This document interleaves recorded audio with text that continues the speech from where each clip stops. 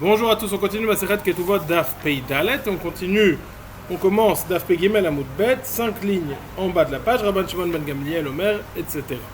On avait vu dans la Mishnah le din suivant, que si un homme avait dit à sa femme qu'il se retirait complètement la propriété de ce bien en disant le noussar suivant, Dinu dvarim en ni benechasayich ou beperoten ou bepire peroten bechayach ou bemoter, je n'ai ni dit ni dvarim, ni dans tes nechassim, ni dans leurs fruits, ni dans les fruits de leurs fruits, que pendant ta vie et même après ta mort. Alors dans ce cas-là, Rabbanan disait, il s'est retiré complètement, il ne peut plus l'empêcher de vendre, et no chal perot bechaya, il ne peut plus manger les fruits alors qu'elle est en vie, et il met un ayorcha, et si elle meurt, il n'héritera pas des biens. Rabbi Shimon ben Gamliel, mais Rabbi Shimon ben Gamliel, quant à lui, avait dit que malgré son oussar qui était extrêmement exhaustif, il l'héritait quand même. Pourquoi ? Parce qu'il n'avait pas la capacité technique d'annuler un héritage. En effet, étant donné, nous dit Rabban Shimon ben Gamliel, que l'héritage, que le fait qu'un homme hérite de sa femme est un din midéoraita, un homme ne peut pas faire de conditions sur un din déoraita pour annuler un din midéoraita, et sur ça la Gemara commence.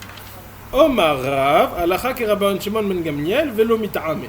La halacha est comme Rabbi Shimon ben Gamliel, c'est-à-dire qu'il l'hérite malgré tout, malgré son oussar qu'il a dit avant, vélo mita'ame, mais pas selon la raison de Rabbi Shimon ben Gamliel.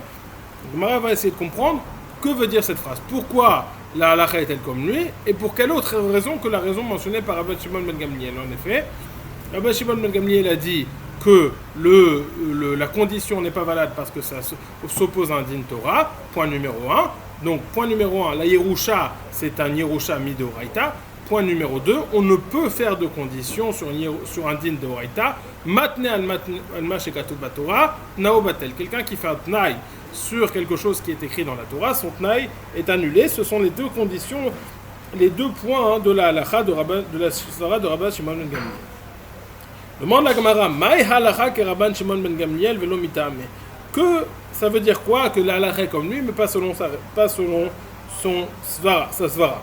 Il y met halacha ke Rabban Shimon ben Gamliel d'amar im metayira shena velo mitame de ilu Rabban Shimon ben Gamliel savar matne al mashekatu batorat nao batel verav savar nao kayam vekasavar yerushat abal de Rabbanan.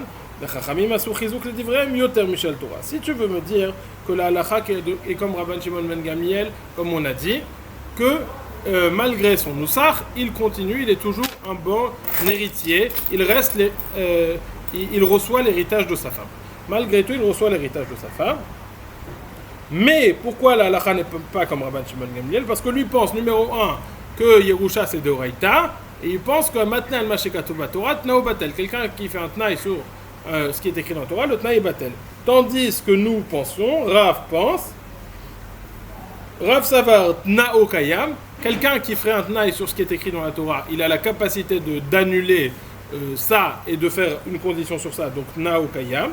Mais pourquoi est-ce qu'il pense malgré tout que la halacha est comme Rabban Shimon ben Gamliel? Parce qu'il pense que Yerusha Tabal de Rabbanan, Vechachamim Asul Chizuk le Divrei Yoter Michel Torah, parce qu'il pense que la Yerusha, l'héritage du mari, n'est pas midoraita, mais des Rabbanan. Et étant donné que c'est des Rabbanan, Chachamim ont été plus stricts que le din de Oraita. Asu Chizouk, les Divraim, ils ont renforcé leurs paroles, encore plus que les paroles, que si c'était de la Torah, que c'était Minatora. En effet, si c'est Minatora, dira le Tnaï peut annuler cette condition, mais là, comme c'est des Rabbanan ont renforcé ça, qu'on ne peut pas faire de condition sur ça. Ça serait une première explication pour les paroles de Rav que halacha ki Rabbi Shimon ben Gamliel velov mitame. Mais sur ça, la Gemara s'étonne. Va dire c'est pas possible de dire que Rav pense que tnao kayam, que quelqu'un qui fait un tnaï matna al mashekatu batora, la condition est valable. Pourquoi? Parce qu'on va voir apporter une braïta où Rav pense clairement l'inverse. Mais ça va Rav tnao kayam. Est-ce que Rav pense que quelqu'un qui fait un tnaï sur ce qui est écrit dans la Torah, le Tnaï est Kayam, le Tnaï est valable. Ve'itmar, pourtant, nous avons enseigné dans une braïta. Aomer lechavero almenat shelo en lecha alayona. Rav amar yesh lo alav ona, ou Shmuel amar en lo alav ona. Il y a un din de ona. Qu'est-ce le din de ona? Que lorsque je vends un objet, ça doit être dans une certaine valeur, le prix doit correspondre à la valeur réelle de l'objet. Si je vends le prix trop cher, alors il y a des gmarot, il y a des dynimes, de savoir à partir de quand ça s'appelle trop cher, ou à partir de quand ça s'appelle beaucoup moins cher. Si je vends l'objet trop cher, ça s'appelle onaa, et la vente est annulée. Maintenant, cette personne, il dit, je te vends cet objet à condition qu'il n'y ait pas de onaa, qu'il n'y ait pas ce problème qui va annuler la vente. A priori, là aussi, le din de onaa, c'est un din de oraita, il s'oppose frontalement à ce din de oraita. Que va dire Rav? Rav va dire, le tnaï est annulé, et il y a quand même le din de onaa. Tandis que Shmuel va dire, le tnaï est valable, et il n'y aura pas le din de onaa. Mais que voyons-nous en tout cas? Que Rav pense qu'il y a un din de onaa. Ça veut dire qu'il pense que le tnaï est valable. Il ne pense pas que le tnaï n'est pas valable. Le tnaï, c'est-à-dire que Rav pense que le tnaï n'est pas valable. Étant donné qu'il pense qu'il y a de la ona, malgré la condition qu'il voulait enlever la ona, ça veut dire que le tnaï a été annulé. Et le tnaï a été annulé, ça veut dire qu'il pense comme Rav Shimon ben Gamliel sur ce point.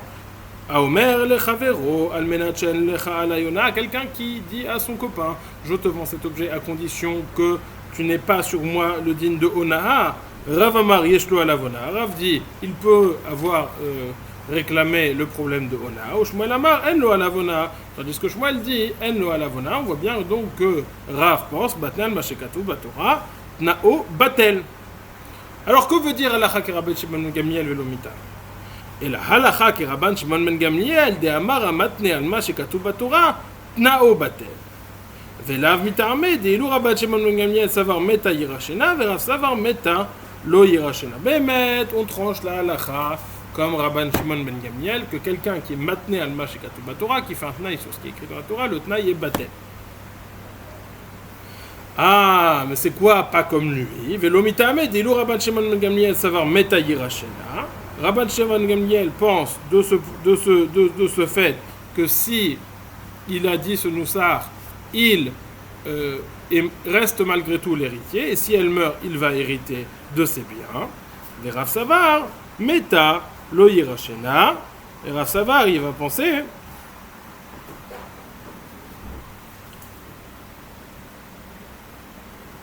que si elle est morte, il ne va pas l'hériter. Pourquoi est-ce qu'il pense que si elle est morte, il ne va pas l'hériter? Parce qu'il pense que la Yerusha est des Rabbanan. C'est-à-dire, si on fait face à un din Torah, tout le monde est d'accord que le Tnaï est annulé. Si on fait face à un din des Rabbanan, tout le monde est d'accord dans cette configuration que le Tnaï est valable. Quelle est la machloket entre Rabban Shimon ben Gamliel et Rabbanan? Est-ce que c'est un din Torah ou un din de Rabbanan? Rabban Shimon ben Gamliel c'est un din Torah, dit c'est un din Torah, c'est pour ça que le Tnaï est annulé et il reste l'héritier. Tandis que Rabbanan, Rav pense que c'est un din de Rabbanan, l'héritage c'est un din de Rabbanan, c'est pour ça qu'il pense que le Tnaï est valable et il ne reste pas son héritier. Il faut préciser qu'ici, on n'a pas dit la svara dit plus haute, parce qu'on a deux aussi guichottes, deux façons de regarder le din des Rabbanan. Est-ce que ça va être comme le din Torah, ou est-ce que ça va être plus chamour que le din Torah, ou est-ce que ça va être moins chamour que le din Torah? Oui, ça veut dire, c'est ce qu'on a vu. Et là, demande la Gemara, ça tu dis, je tranche son ta'am, qui pense que quelqu'un qui fait un tnaï al mashekatu batora, nao batel. Velo keil khate, mais la halacha c'est pas comme lui, parce que quel était son psak halacha? La question de la halacha c'est est-ce qu'il hérite ou est-ce qu'il hérite pas? Ça c'est point numéro 1. Après mita'amé, la raison c'est de savoir est-ce que il va la raison c'est de savoir est-ce que maintenant le mashekatu batora tnao kayem otam batel. Mais c'est un second point, ça c'est ce qui s'appelle le tam, mais la halacha c'est pas comme lui. Et là, halacha que Rabban Shimon ben Gamliel d'Amar im meta yirashena velo mitame. La halacha bemet est comme Rabban Shimon ben Gamliel qu'il reste l'héritier, mais lo mitame, mais pas selon sa raison. Pourquoi? Dit le Rabban Shimon ben Gamliel savar bede oraita tnao batel ve'abede rabonon tnao kayam ve'rav savar afilu bede rabanan tnao batel. Parce que Rabban Gamliel il pense, Rabban Shimon ben Gamliel il pense que maintenant le mashekatu betora mideoraita c'est le tnaï est annulé. Par contre si c'est face à du Rabbanan tnao kayam. Et Rav pense que quand bien même ça serait du Midérabanan, Tnao Batel, parce que Chachamim ont renforcé leur takanot comme celle de la Torah, de la même façon que sur la Torah, Tnao Batel, sur du Derabanan aussi, Tnao Batel. Mais il en ressort que pour la question qu'il nous pose, Bémet, une femme, le mari, il héritera de sa femme, parce que maintenant, Mashikatu Batora, Tnao Batel. Demande la Gemara, ça c'est tu tranches la halacha. Comme Rabbi Shimon ben Gamliel, et pour sa raison. Juste tu rajoutes un din dans l'ilchot matne al ma shekatu batora, matne al ma shetiknu chachamim, ma shamru rabana. C'est très bien, mais ça s'appelle pas halacha velo mitame, ça s'appelle pas, c'est mitame de c'est mitame de Rabbi Shimon ben Gamliel. Demande la Gemara, haiketame ou keilcheteu, verav mosif, ça s'appelle trancher la halacha comme lui et selon sa raison. Juste tu rajoutes un din, et là verav mosif tu rajoutes. Et là, encore une proposition de l'Agma. Halacha que Rabban Shimon ben Gamliel d'Amar imeta irachena. La halacha est comme Rabban Shimon ben Gamliel qui dit que si elle meurt, il hérite. Velav bitame.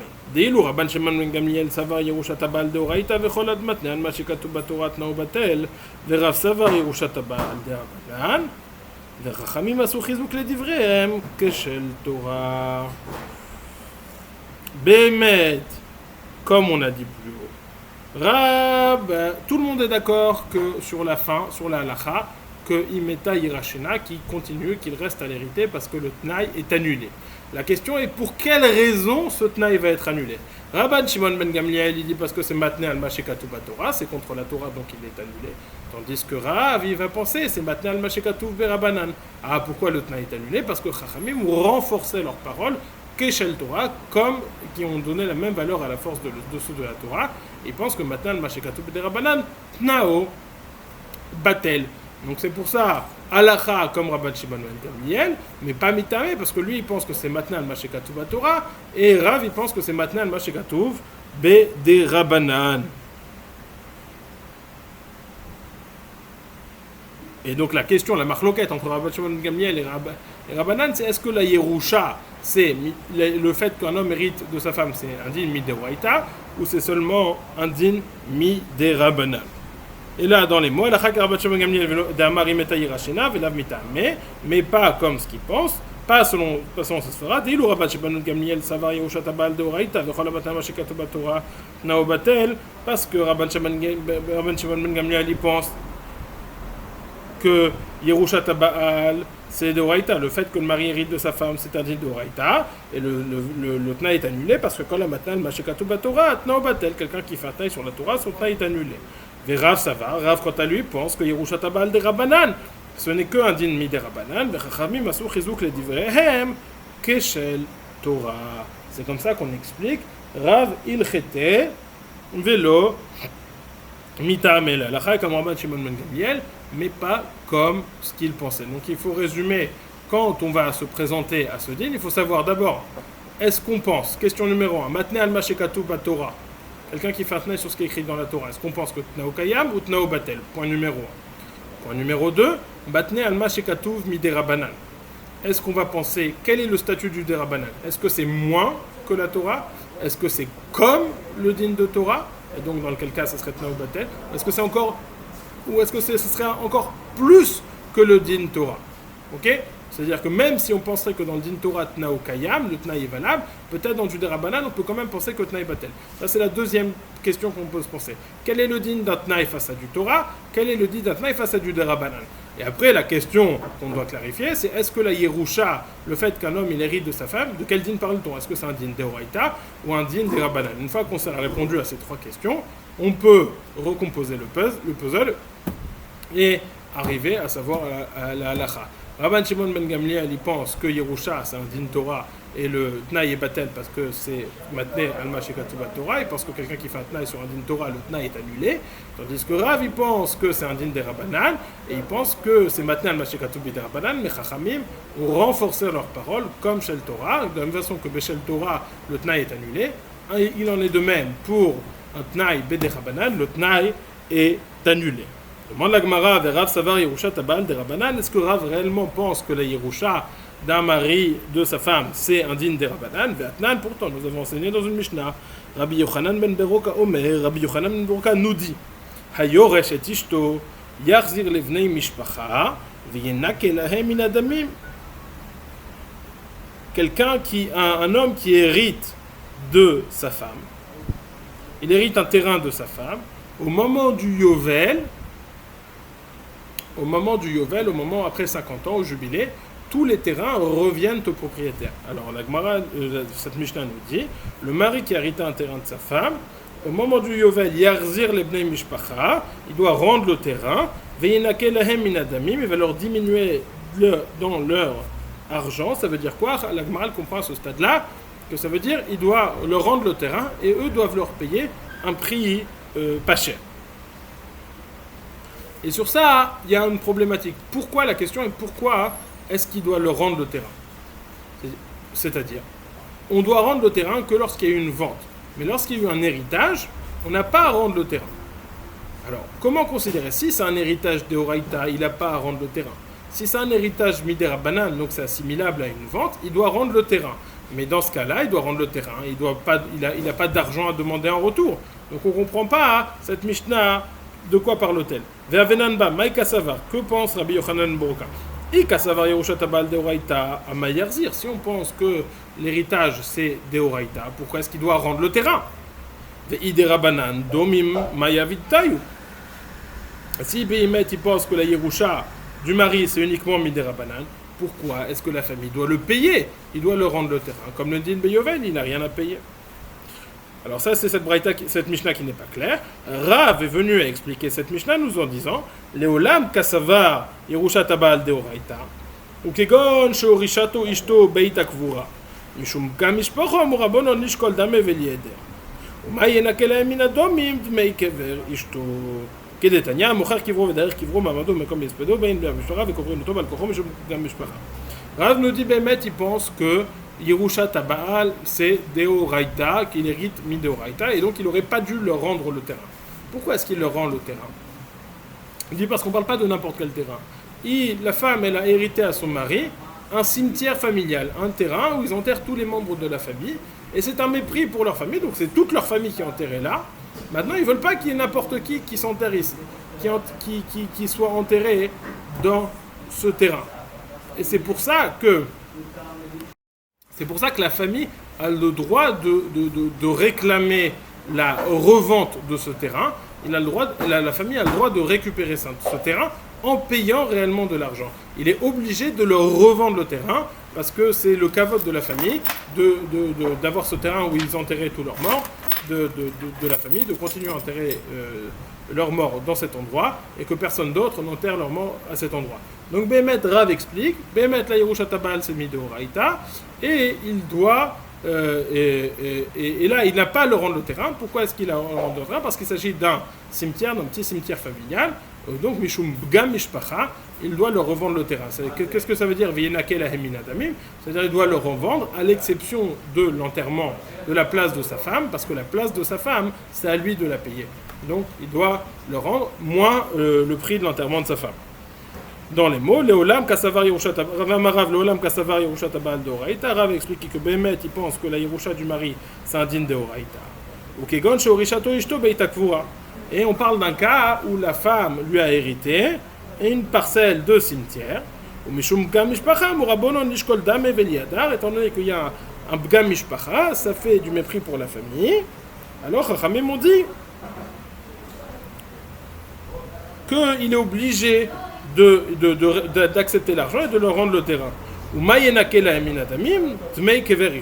Ça veut dire quoi? Qu'il va leur diminuer la somme d'argent. Il va leur diminuer la somme d'argent de l'enterrement de sa femme. Kedetania, comme on a enseigné dans une braïta, mocher kivro veder kivro, quelqu'un qui vend son kever et le chemin pour aller à son kever, ma'amado mekom espedo, l'endroit où on fait des espedim,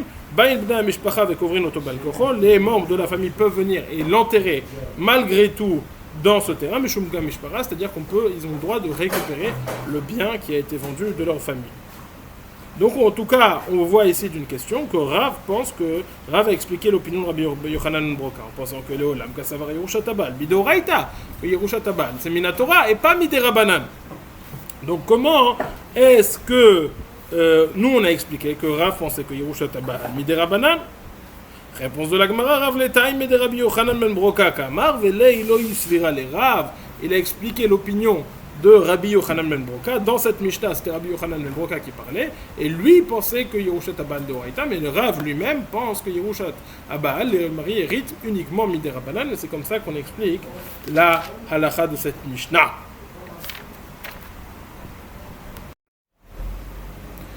Dans la Mishnah suivante, il faut faire une petite introduction. On va parler d'un cas où une personne est décédée, morte, et elle a laissé des biens. Elle a laissé des biens. Il y a plusieurs types de biens, comme on a longuement expliqué, longuement mentionné déjà au nom de la Masechet. On a les Merkarkaïn et les Métaltélines. On a les biens immobiliers et les biens mobiliers, les Métaltélines. Alors, là, dans notre Mishnah, on va parler de quelqu'un qui a laissé des biens mobiliers, des Métaltélines. Il a laissé ou de l'argent ou des fruits qui ont déjà été cueillis. Ok? Maintenant, on a un principe dans l'héritage. C'est que Métaltélé de Yatme lo mishtabde. Si une personne a laissé en héritage à ses héritiers, donc des métaltélim, des biens mobiliers, ils ne sont pas assujettis aux dettes qu'avait le père. Si le père avait, par exemple, prenons le cas simple, le père a un terrain et il a laissé un terrain qui valait 1000 euros et il avait une dette de 1000 euros. Il meurt, il hérite ce terrain de 1000 euros. Le Baal Chov, le créancier, peut venir et récupérer son terrain en disant voilà, ce terrain est assujetti à ma dette, je récupère mon terrain. Alors il devra faire une joie, il devra jurer malgré tout, mais il peut récupérer son bien. Par contre, s'il s'agit de métaltéline, s'il a laissé des biens mobiliers, il a laissé des tables, je ne sais quoi, d'une valeur de 1000 euros, pas un terrain, mais des biens mobiliers d'une valeur de 1000 euros, alors là, le propriétaire, le créancier ne pourra pas venir récupérer cet argent chez les orphelins. Les biens qui sont arrivés chez les yétomim, chez les héritiers, ne sont pas assujettis aux dettes que le père avait. Ça, c'est point numéro 1. Point numéro 2, c'est uniquement lorsqu'ils sont déjà arrivés dans ce que la Gemara, dans ce que Rashi va appeler le reshoot de ces héritiers. C'est dans leur domaine, dans leur propriété. C'est pas juste que le père est mort, c'est déjà considéré dans leur reshoot, mais il faut que ce soit réellement arrivé dans leur maison. La Mishnah va citer 2 cas où ça ne va pas être déjà considéré. Quels sont ces 2 cas? Par exemple, le père avait confié de l'argent à une tierce personne, un picadone, il avait confié de l'argent à une tierce personne, ou alors quelqu'un, il avait emprunté, il avait prêté de l'argent, et une autre personne leur devait de l'argent. Donc dans ces 2 premiers cas, l'argent se trouvait chez une autre personne, et donc il ne tombe pas directement en héritage chez les héritiers. Et de ce fait, la Gemara, la Mishnah va poser la question, est-ce que va s'appliquer le principe de Métaltélim, Métaltélé de Yatme lo mishtabde ou pas? Est-ce qu'on va déjà considérer ça comme étant arrivé chez les Yetomim ou pas? Ça va être une marloquette entre Rabbi Akiva et Rabbi Tarfon. Un deuxième cas dont va parler la Mishnah, c'est lorsqu'il s'agit de perot lushim, de fruits qui ont déjà été cueillis, mais qui sont encore ils ne se trouvent pas à l'intérieur de la maison du père, donc à l'intérieur de la maison des enfants. Et donc là aussi va se poser la question, est-ce qu'on va considérer que c'est déjà Becheskat, les enfants, ça se trouve déjà chez les héritiers, auquel cas les différentes Baalei Chovot, les différentes personnes à qui l'on devrait de l'argent, ne pourront pas réclamer cet argent. Un autre point qu'il faut clarifier, c'est le point de la Tfissa. Tfissa, c'est est-ce que le fait d'attraper ces objets, justement, en fait, la première question s'explique avec cette deuxième question. La première marloquette de savoir est-ce qu'on va considérer ça comme étant les biens des orphelins ou pas, étant arrivé dans le réchaud des orphelins ou pas, c'est savoir est-ce que Tfissa Leachar Mita marche ou pas. est-ce que le fait d'attraper les biens avant les orphelins, est-ce que ça va marcher ou est-ce que ça ne va pas marcher? Rabbi Tarfon va être de l'opinion que ça marche, tandis que Rabbi Akiva va être de l'opinion que ça ne marche pas. Pour faire simple, Rabbi Akiva pense que tout le temps, dans tous les cas, ça arrive directement chez les Yetomim. Les Yetomim ont préséance, étant donné qu'une fois que c'est arrivé chez les Yetomim et que ça arrive tout le temps chez les Yetomim, chez les orphelins, donc on ne pourra plus les récupérer de chez eux. Les différentes personnes à qui on devra de l'argent ne pourront plus les récupérer. Rabbi Tarfon ne va pas être de cet avis. Dans les deux cas qu'on a cités plus haut, on va dire, étant donné que ce n'est pas chez lui, on ne va pas forcément les donner directement aux Yetomim, mais on va les donner à d'autres personnes qui sont, à qui l'on doit de l'argent. Quels sont les deux exemples de personnes à qui on doit de l'argent qui sont mentionnés dans cette Mishnah? On a un Baal Chov, si le père avait emprunté de l'argent à quelqu'un, il lui devait de l'argent, et une femme à qui on doit les chiyuvim de Ketouba. Pour résumer, de façon générale, si on a des karkaot que le père hérite, alors le Baal Chov peut venir et récupérer ses biens en faisant une shvoua. Par contre, s'il a laissé des métaltélim et qui arrivent chez les Yetomim, là, il ne pourra pas plus les récupérer parce que selon le principe que métaltélé des Yatmé, l'omishtabde, les biens des Yetomim ne peuvent être assujettis à aucune dette. Ça, c'est vrai que, selon Rabbi Akiva, c'est vrai tout le temps. Selon Rabbi Tarfon, ça va être vrai que si c'est arrivé directement chez les Yetomim. Mais si c'est passé, c'est pas encore dans le réchou des Yetomim, comme les deux cas qu'on a mentionnés, c'est chez une tierce personne ou alors c'est pas arrivé dans leur maison, alors là, va se poser la question, ils peuvent encore, les Baal et Chovat peuvent encore avoir accès à cet argent s'ils sont assez rapides. Ça, c'est une introduction à notre Mishnah. Nous dit la Mishnah maintenant dans les mots. Mishemet veniach isha ou Baal Chov veyorshin. Quelqu'un qui est mort et il a laissé une femme, un Baal Chov, donc sa femme avec le chiyuv de Ktuba, un Baal Chov, une personne à qui il a emprunté de l'argent avec le chiyuv de lui payer de l'argent, et des veyorshim et des héritiers. Veya lo pikadon au milve biadachere, mais il avait un pikadon, un bien qu'il avait confié chez quelqu'un, ou alors milve biadachere, ou alors un prêt qu'il avait prêté à quelqu'un. Donc, deux cas où l'argent ou le bien, le métaltel, se trouvait chez quelqu'un d'autre. Rabbi Tarfon Omer, inatnu les koshel shebaen. Rabbi Tarfon nous dit, ça n'est pas encore arrivé chez les Yetomim, étant donné que c'est dans les mains d'une tierce personne. C'est pour ça qu'on peut décider à qui le donner, de la femme ou de la femme ou du Baal Chov. On va le donner au koshel shebaen, au plus faible d'entre eux. La Gemara va expliquer c'est quoi le plus faible d'entre eux. Il y a plusieurs explications. Ou on fait référence à celui qui a le shtar, la Gemara explique, celui qui a son shtar le plus tard, ou alors on fait la date de son shtar qui est le plus tard, ou alors ça fait référence à la femme, on donne à la femme parce qu'on veut que la femme puisse récupérer facilement sa ketouba, ça facilite les mariages. Ça, c'est les deux explications. En tout cas, Rabbi Tarfon nous dit, étant donné que c'est chez une tierce personne, ça n'est pas encore arrivé chez les Yetomim, du coup, on peut les donner à la femme ou au Baal Chov. Rabbi Akiva Omer, En merachamin badin, on n'a pas de miséricorde lorsqu'il s'agit de trancher le din. Et là, inatnu les yorshim, chez kulam tzrichin shuvah, aven la yorshim, tzrichin shuvah, dit, non, on va considérer que c'est déjà arrivé chez les yorshim. Pourquoi est-ce que je fais ce choix?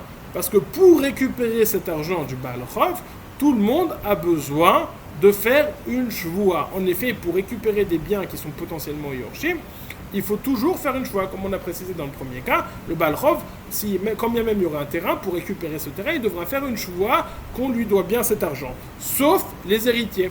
Donc les héritiers, ils sont plus proches de cet argent que les autres, parce qu'ils ont un accès à cet argent sans shvoua, donc tandis que les autres, pour avoir accès à cet argent, ils doivent faire une shvoua. Étant donné qu'il est plus proche, c'est déjà considéré chez lui. Étant donné que c'est déjà considéré chez lui, ça reste chez lui et ça ne va plus pour aucune dette du père. Ça, c'est le premier cas. Deuxième cas, Niar Perot Lushim Minakarka. Si le père qui est décédé a laissé des fruits qui étaient déjà cueillis, détachés du sol, que fait-on? Donc c'est bien, encore une fois, ils n'ont pas été vochés. Nous dit la Gemara, Kol akodem bahen zacha. Bahen. Zachta, toute personne qui vient et l'attraper en premier, c'est lui qui a le mérite. Tfissa marche. Le fait d'attraper ces fruits, ça peut marcher. qui peut attraper ces fruits? Ou le Baal Chov, ou la femme, ou les Yorshim. Le premier qui va les attraper, ça reste chez elle. Zarta Isha Yeter Miktubata, ou Baal Chov Yeter al Chovo. Si dans le rush, il a ramassé tous les fruits et par exemple la femme elle a récolté plus que la valeur de sa ketouba, ou le Baal Chov il a récolté plus que la dette qu'on lui devait, Rabbi Tarfon Omer, Yinatnu les koshel shebahen, on va le donner à l'autre, au plus faible d'entre eux. Rabbi Akiva Omer, En merachamin bedim, ela yinatnu les yorshim, shekulam tzrichim shvua, ben yorshim tzrichim shvua. Rabbi Akiva dit encore une fois, on va donner directement, la Gemara m'expliquait que avant, ça ne concerne pas uniquement le surplus, mais on va tout donner aux Yorshim parce que les Yorshim sont plus proches de cet argent parce qu'ils n'ont pas besoin de faire de choix pour récupérer cet argent. Ok, ça c'est la Mishnah. Nous dit la Gemara. Dans la Reisha de la Mishnah, on a donné deux exemples pour dire que ça n'était pas encore arrivé dans le reshoot des Yorshim, dans le reshoot des héritiers. Deux exemples où c'est chez une tierce personne. Mais on a donné deux exemples différents. Un, une milvée, un prêt, et un à Pikadon. Pourquoi est-ce qu'on a eu besoin de mentionner ces deux exemples? On va expliquer la Gemara qu'il y a une différence entre un milvée et un Pikadon. Dans un milvée, l'argent est dans un prêt, l'argent est déjà consommé. Donc l'argent n'existe plus, on ne voit plus cet argent. Donc si vous voulez, on a moins cet accès à cet argent. Donc là, on pourrait plus considérer que les Yetomim, que les Yorshim n'acquièrent pas cet argent parce qu'il n'existe pas. Il n'est pas Be'ain. On ne peut pas le voir à l'œil nu. Tandis qu'un Pikadon, c'est-à-dire si on a confié cet objet à garder, cet objet existe. Donc on peut encore voir la propriété du père qui va directement aux enfants. De ce fait, étant donné qu'on a une marloquette entre Rabbi Tarfon et Rabbi Akiva, on a besoin d'enseigner ces deux cas pour nous dire que Rabbi Tarfon est d'accord dans les deux cas et Rabbi Akiva, c'est en marloquette aussi dans les deux cas. Là, dans la Gemara, la maline émité milvé, la maline émité pikadon. Pourquoi ai-je besoin d'enseigner le cas de milvé? Pourquoi ai-je besoin d'enseigner le cas de pikadon? Réponse de la Gemara, tsricha. J'ai besoin de ces deux cas. Deitana milvé, behaka amar Rabbi Tarfon mishum de milvé loitza nitna. Si je n'avais enseigné que le cas de milvé du prêt, là, Rabbi Tarfon nous aurait dit que ce n'est pas encore arrivé dans la propriété des Yetomim.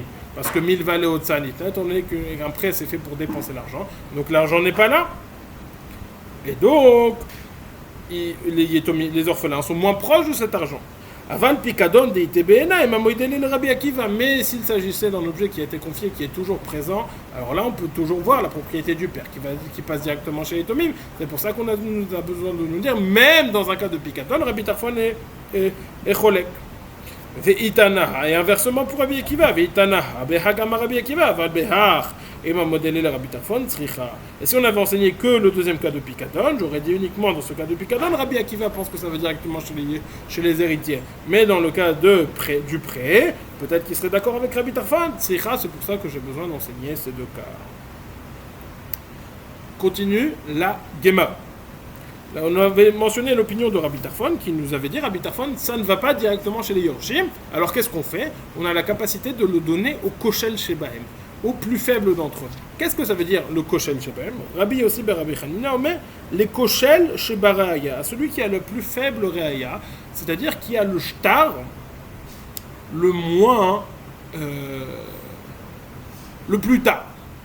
Quelle différence entre celui qui a le shtar le plus tard et celui qui a le shtar le moins tard, le plus tôt et le plus tard? Celui qui a un shtar le plus tôt, il y a plus de biens karkaot qui ont été assujettis à cette dette. Étant donné qu'il y a plus de biens karkaot, lui il aurait la possibilité, quand bien même le père aurait déjà vendu ses terrains à quelqu'un d'autre, d'aller récupérer ces terrains chez les acheteurs.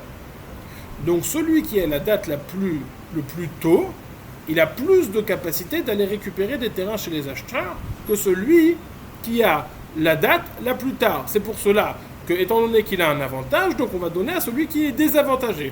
Celui qui est désavantagé, celui qui a la date la plus tard, on va lui donner les métaltélines en lui disant tiens, les métaltélines. Ça, c'est l'opinion de Rabbi Yossi ben Rabbi Hanina dans l'explication de Rabbi Tarfon. Datnou, les koshel sheberaya, celui qui a la moins bonne preuve, le moins bon shtar, qui est donc le plus tard.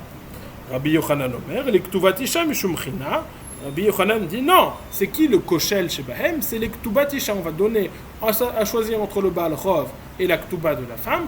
On va donner à la Ktubat Isha, à la femme, Mishum China, pour que elle est grasse, parce que il faut qu'une femme, lorsqu'elle rentre lorsqu'elle se marie, elle soit certaine qu'elle ait la capacité de récupérer sa ketouba. Si elle sait qu'il y a des situations où elle va pouvoir ne pas récupérer sa ketouba, elle sent que ce mariage est dangereux. Étant donné qu'elle sent que ce mariage est dangereux, elle va refuser de se marier. Donc pour faciliter les mariages, pour que les gens acceptent de se marier, on facilite le fait qu'elle reçoive la ketouba.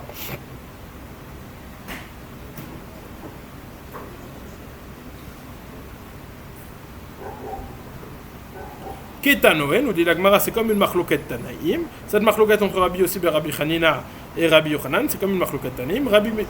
Comme on a vu, Rabbi Binyamin Omer, les koshel sheberaya veu kacher. Rabbi Binyamin dit on va le donner à celui qui a la plus faible preuve, donc la date la plus tard, et c'est kacher, c'est quelque chose de bien de faire ça. Rabbi Elazar, quant à lui, dit Rabbi Elazar Omer, les ktubat isha, mishum china, on le donne pour la ktuba de la femme, mishum china, pour qu'elle accepte de se marié. On avait vu dans la Mishnah, dans la deuxième partie de la Mishnah, on a dit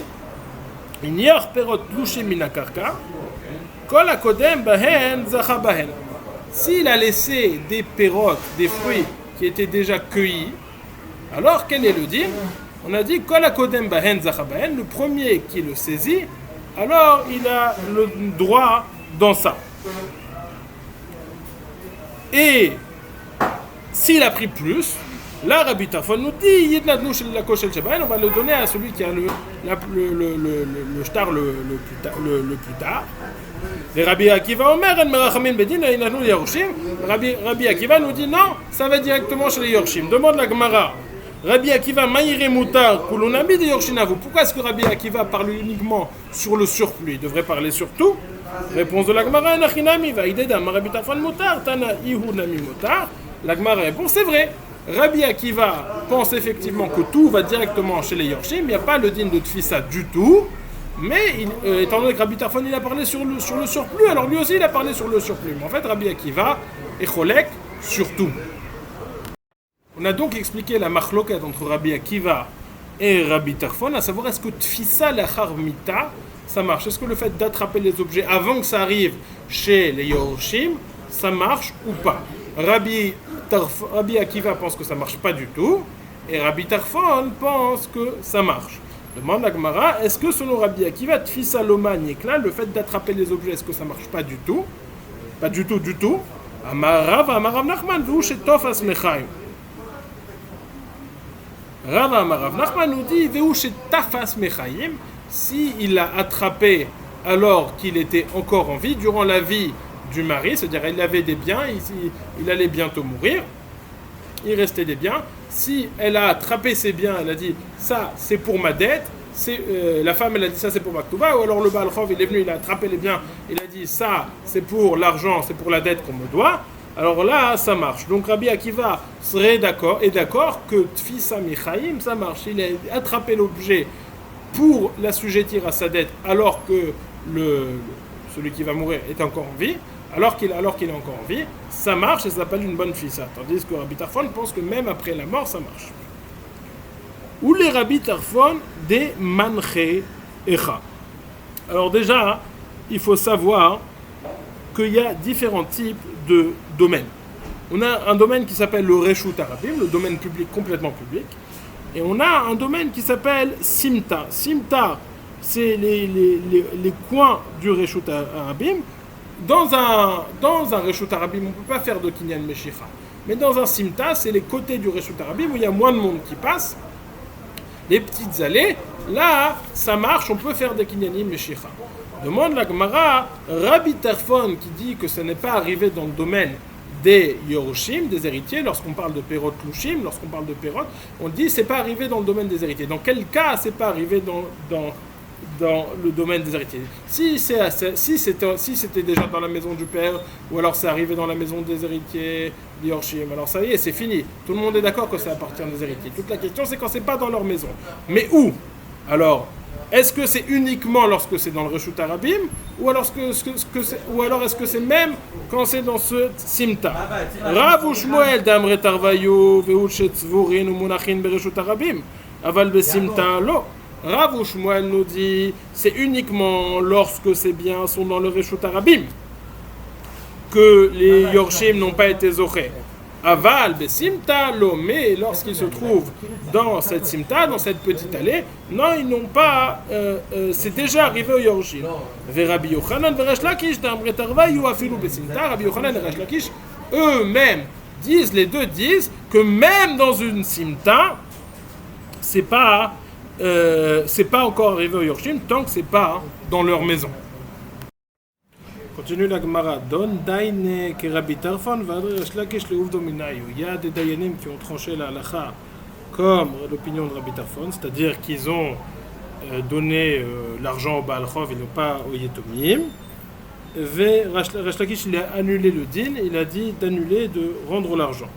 Amar le Rabbi Yochanan asita keshel Torah. Rabbi Yochanan lui dit tu as fait comme si c'était la halacha min ha-Torah, keshel Torah, c'est-à-dire que lui il pense que la halacha est certes comme Rabbi Akiva l'echatrila, mais bediavad, si ça a été fait, on peut laisser comme Rabbi Tarfon, tu n'as pas besoin d'annuler le din.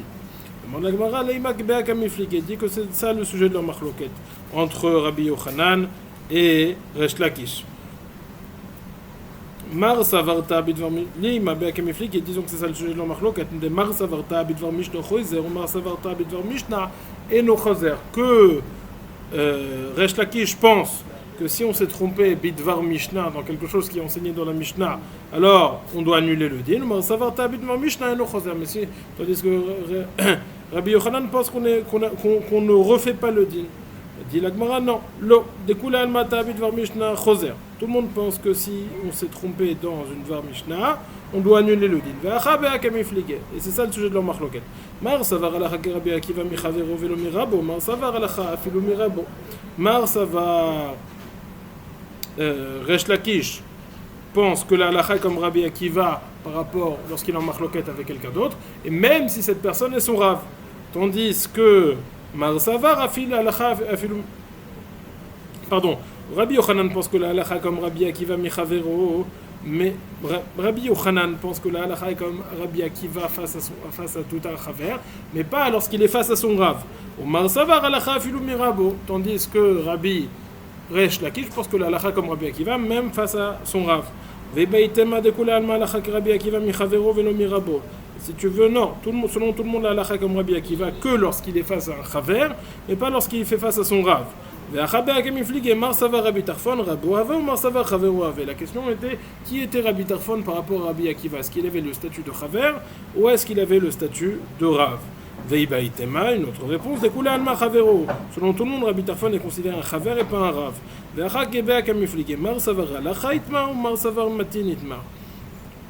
Leur sujet de marloquette, est-ce qu'on a tranché la halakha comme Rabbi Akiva ou est-ce qu'on a penché la halakha comme Rabbi Akiva?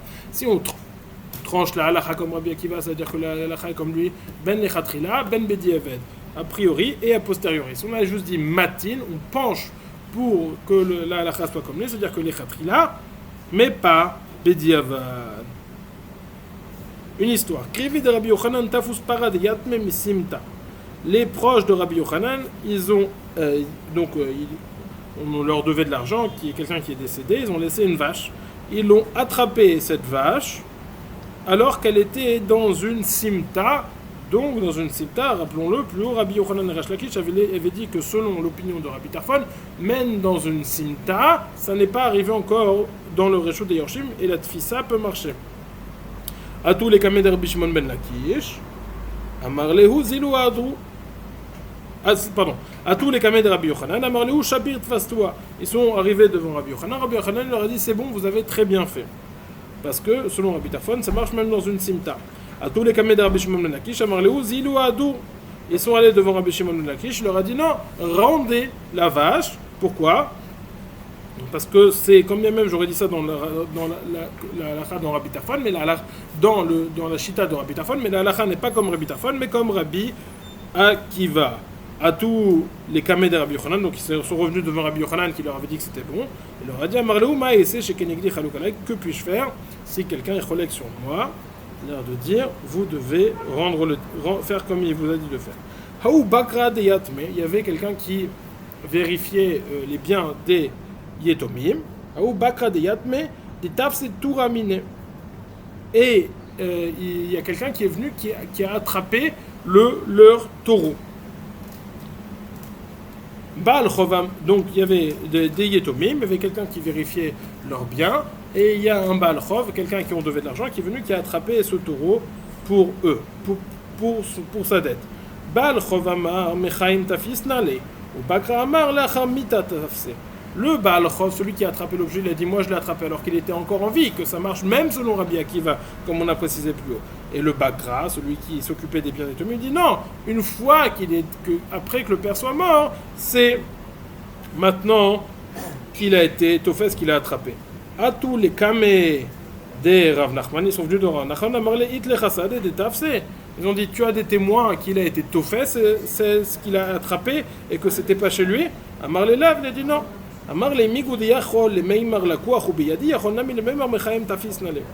Étant donné qu'il a un migou, il a la capacité, il aurait pu dire une meilleure tana, il aurait pu dire, en fait, moi, ce shor n'appartenait jamais à vous, il était à moi. Étant donné qu'il aurait pu dire ça, puisqu'il n'y avait pas de témoin qu'il avait pris des yetomim, il peut dire aussi, on le croit, de dire qu'il l'a attrapé alors qu'il était encore en vie, et donc ça reste chez ce Baal Chov.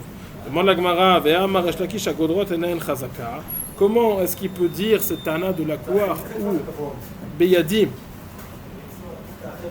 Parce que le fait même qu'il a sous sa main, c'est pas une preuve que c'est à lui, parce que c'est un objet, c'est un animal qui bouge, qui va comme on a dit, à Godrot enem chazaka, au sujet des animaux qui bougent.